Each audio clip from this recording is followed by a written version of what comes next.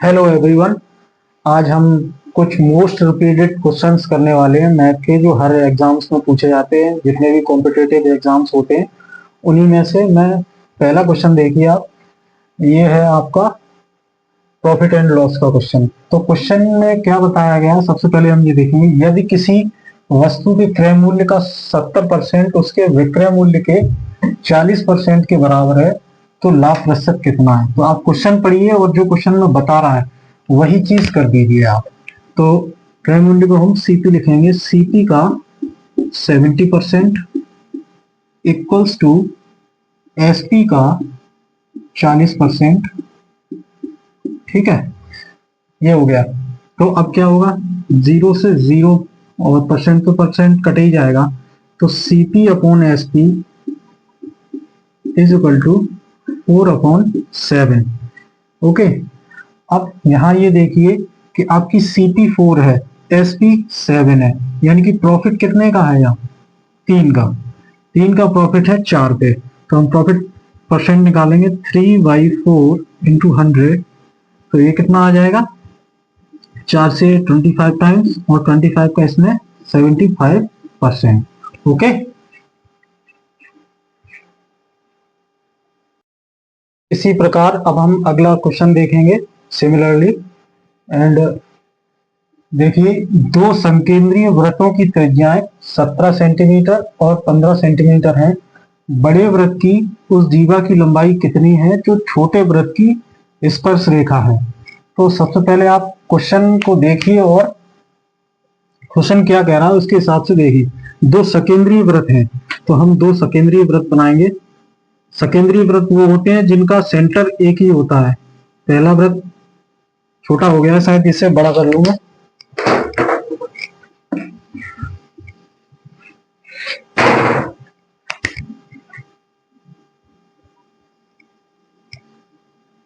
Okay, अब जैसा बन गया वैसे आप काम चला लीजिए, मैं कोई आर्टिस्ट तो हूं नहीं। और ये हो गया छोटा वृत्त। ठीक है, ये हो गया सेंटर। अब क्वेश्चन क्या कह रहा है कि बड़े वृत्त की जो त्रिज्या आपको दी गई है वो दी गई है 17 सेंटीमीटर। ठीक, तो बड़े वृत्त की त्रिज्या हम ये बना लेते हैं इस तरफ नहीं बनाएंगे तो यहां सही नहीं आएगा। ऐसे बड़े वृत्त की त्रिज्या ये हो गई, ये कितनी है 17, और छोटे वृत्त की त्रिज्या है 15 सेंटीमीटर, ये है 15। और बड़े वृत्त की उस जीवा की लंबाई कितनी है जो छोटे वृत्त की स्पर्श रेखा है, यानी कि इसकी जीवा कोई ऐसी जीवा है जो इसको यहां टच करती होगी। तो इसी की हाइट पूछी है, इसी की लेंथ पूछी है यहाँ। तो यहाँ ओ ले लेते हैं हम, ये ए बी। ओके, और आपने एक थ्योरम पढ़ा होगा, किसी भी सर्कल के सेंटर से अगर कोई स्पर्श रेखा है उस पर कोई लाइन खींची जाती है, वो एंगल हमेशा 90 डिग्री का बनाती है यहाँ पे। तो ये 90 डिग्री का एंगल हो गया, और ये 17, ये 15। ठीक है, तो 17 और 15 तो यहाँ ट्रिपलेट आ जाएगा आपका, ये 289 इज इक्वल टू 225 प्लस, यहां मैं ले लेता हूं पॉइंट डी, और OD square, sorry AD square.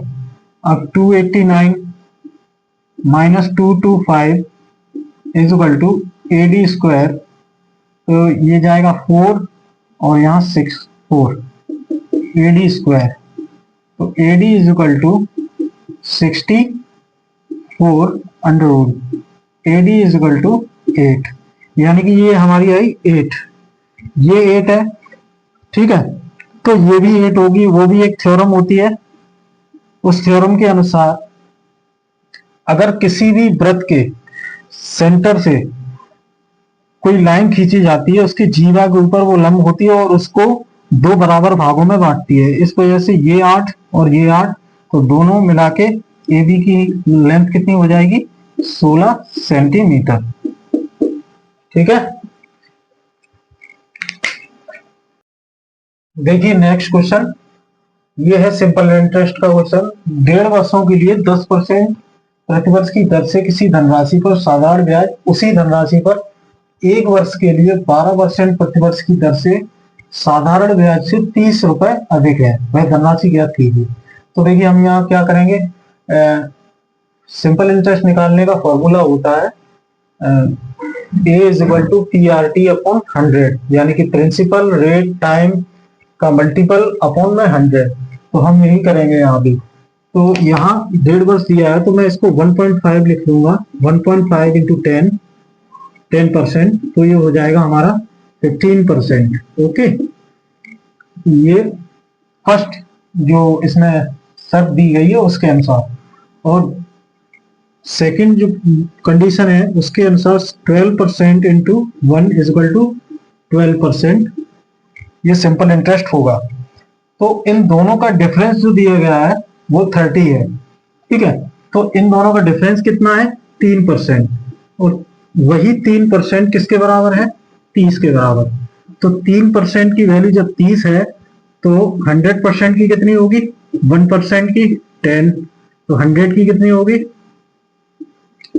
1000 rupees, यानी कि जो हमारा जो धनराशि थी वो 1000 रुपीज है। ठीक है,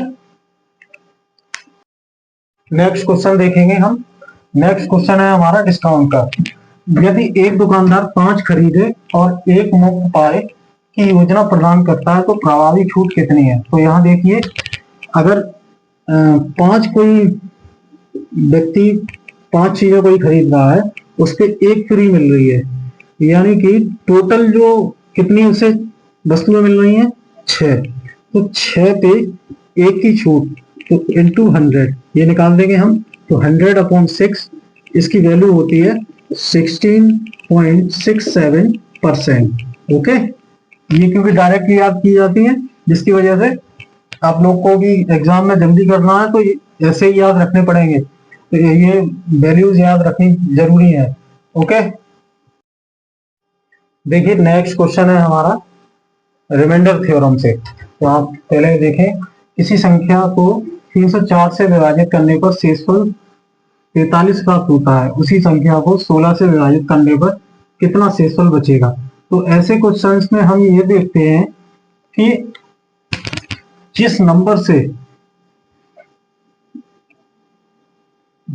से भाग दिया जा रहा है उससे भाग देने पर जो शेषफल बच रहा है, क्योंकि ये संख्या 304 बड़ी है 16 से, और 16 से ये डिविजिबल है, क्योंकि 16 से ये कितने बार कट जाएगी, 1 और 8 नहीं, 1 8 नहीं 9, 1 और 9 19 टाइम्स ये कट जाएगी। ठीक है, तो यानी कि ये इससे कट रही है।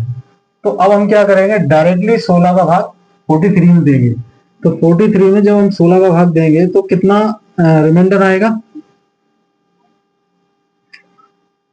2 टाइम्स चला जाएगा, तो 32 और 1 और 1, यानी कि ये हमारा रिमाइंडर हो जाएगा। ओके,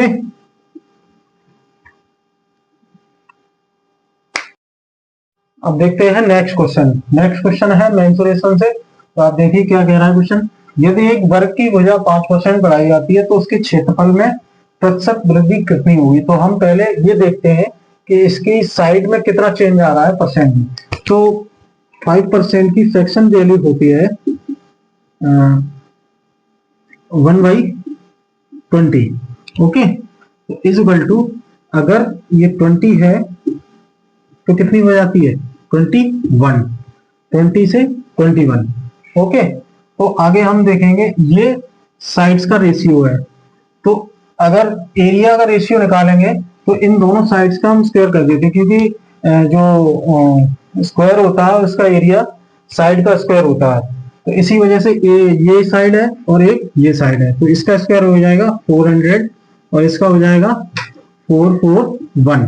तो अब हम यहाँ से चेंज देख लेंगे कितने का है, 400 पे 41 का चेंज है इंटू 100, तो 100 से वो ये गए 00 और 4 से 10, 4 1 4, और ये आपका 6 नहीं 2 टाइम्स 10.2। ओके,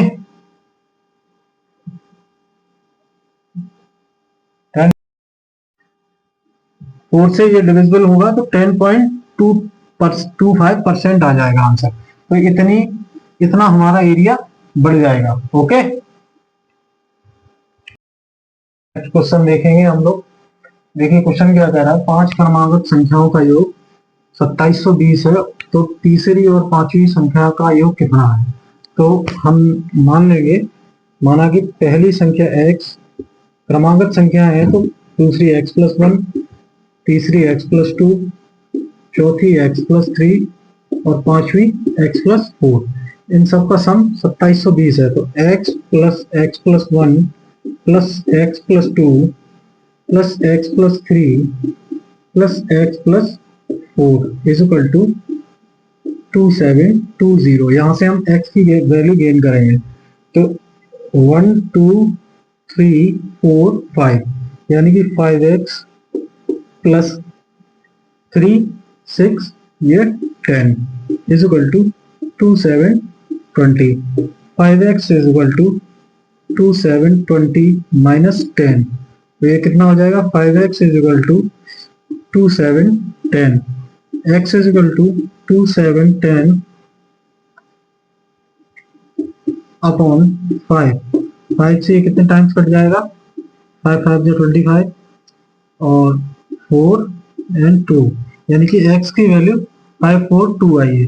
तो थर्ड नंबर हमारा कौन सा है, x+2, यानी कि 542 में हम 2 और जोड़ेंगे तो थर्ड नंबर आ जाएगा 544 प्लस, और ऐसे ही फिफ्थ नंबर कौन सा है, x+4, इसमें हम 4 जोड़ देंगे तो कितना हो जाएगा 546। इन दोनों का सम कितना हो जाएगा 0 और 9 0 1090, ये हमारा आंसर है। ठीक है, ओके। अगला क्वेश्चन देखेंगे हम। इसमें ये एक्सप्रेशन दिया है, ट्रिग्नोमेट्रिक एक्सप्रेशन है, इसकी वैल्यू निकालनी है। तो sin थीटा 15/17 है। तो ट्रिपलेट होते हैं, तो ट्रिपलेट्स को याद रखने चाहिए। sin theta is equal to 15/17, तो ये हमारा ये लंब है, ये कर्ड है, तो आधार हमारा हो जाएगा 8। ओके, तो इससे हम इन सब की वैल्यू निकाल लेंगे। तो cot थीटा की वैल्यू हमारे पास आ जाएगी, डायरेक्ट मैं यही करता हूँ, इसी में पुट करता हूँ। 15 इंटू cot थीटा हमारा होता है 8/15 प्लस 17 इंटू 15/17, साइन थीटा की वैल्यू हमें दी हुई थी पहले से, और 8 इंटू 15/8 ये tan थीटा की वैल्यू हो जाएगी, प्लस 16 इंटू हमारे पास 17/8 ये हो जाएगी हमारी sec थीटा की वैल्यू। अब हम सॉल्व कर देंगे। 15 से 15 गया, 17 से 17 गया, 8 से 8 गया, 8 से ये 2 टाइम्स गया। ओके, तो यहाँ ऊपर क्या बचेगा, 15 प्लस 8, तो ये कितना हो जाएगा 23 अपॉन यहाँ 15 प्लस 34,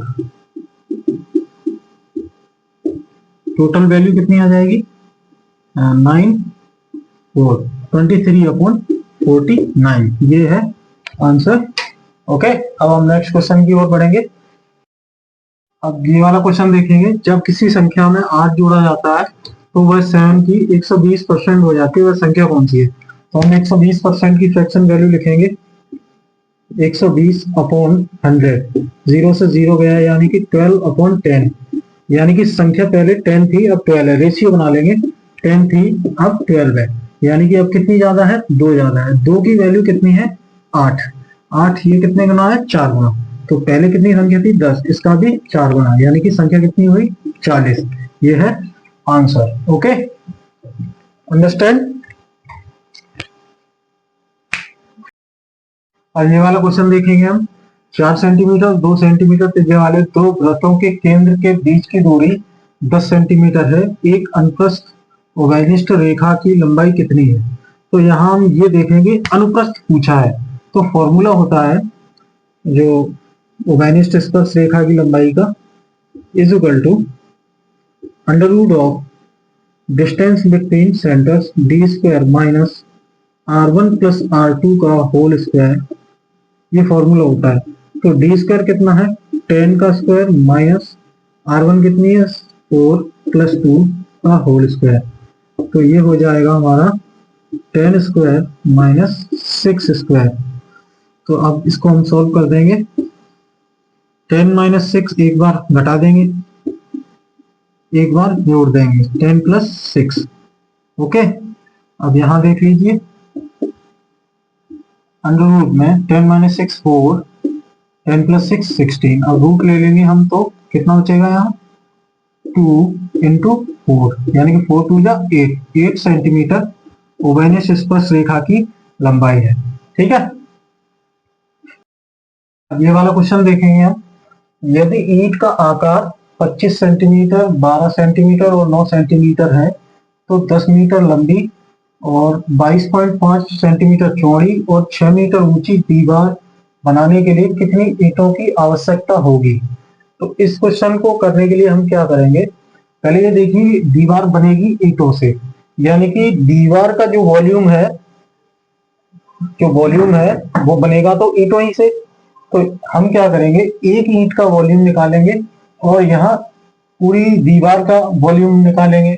उस वॉल्यूम को एक ईंट के वॉल्यूम से डिवाइड कर देंगे तो हमें ईंटों की संख्या मिल जाएगी। ठीक है, तो हम यही करते हैं। देखिए ये 10 मीटर है तो इसको सेंटीमीटर में चेंज करेंगे तो 1000 सेंटीमीटर हो जाएगा ये, और 22.5 इंटू इसको सेंटीमीटर में चेंज करेंगे तो 600 अपॉन 25 इंटू 12 इंटू 9। ओके, तो 0 पॉइंट गया 0। ठीक है, 25 से 9 टाइम्स ये गया, 9 से ये गया और 12 से ये 5 टाइम्स गया। 5 का मल्टीप्लाई 1000 में 5000 ईंटों की जरूरत होगी हमें। ओके,